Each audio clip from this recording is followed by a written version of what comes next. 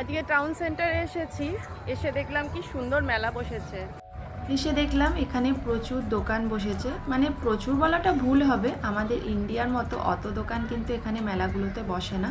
তবে যে কটা দোকান আছে সেগুলোতে খেলার জিনিসও রয়েছে বাচ্চাদের। আর দেখুন এখানে খাবার একটা দোকান বসেছে, যার মধ্যে চিকেন, হটডগস, বার্গার, চিপস, বাচ্চাদের পছন্দের সমস্ত জিনিসপত্র রয়েছে। আরেকজনকে দেখুন, ঠিক বাবাকে বলে কয়ে এই যে বসে গেছে ওর পছন্দের জায়গায়।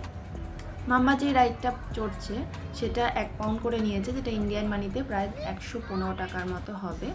এখানে গরমকালটা সবাই প্রচণ্ড পরিমাণে উপভোগ করে, কারণ যেহেতু এখানে শীতকালটা অনেক বেশি।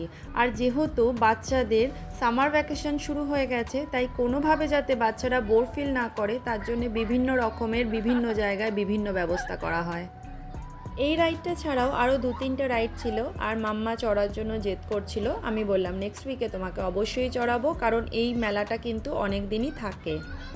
তো মাম্মার চড়া হয়ে গেলে ও নেমে পড়ে এই দেখুন আরেকটা জায়গায় এসে গেছে।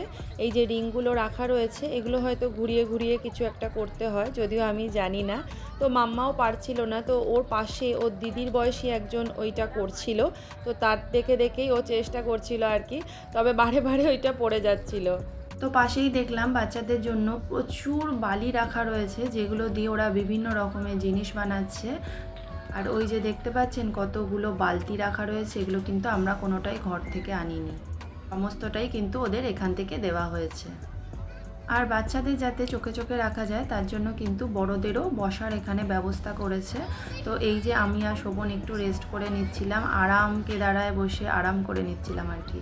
আর ওই ইলেকট্রিকটা দেখতে পাচ্ছেন, লাস্ট অবধি আমি আর মাম্মা প্রচণ্ড বায়না জুড়ে দিয়েছিলাম যে ওটা চড়বই চড়বো। তো শোভনের আর কিছু করার ছিল না, তখন বললো ঠিক আছে চলো, তো আমরা চড়ে বসেছি। আজকের দিনটা কিন্তু দারুণ গেল।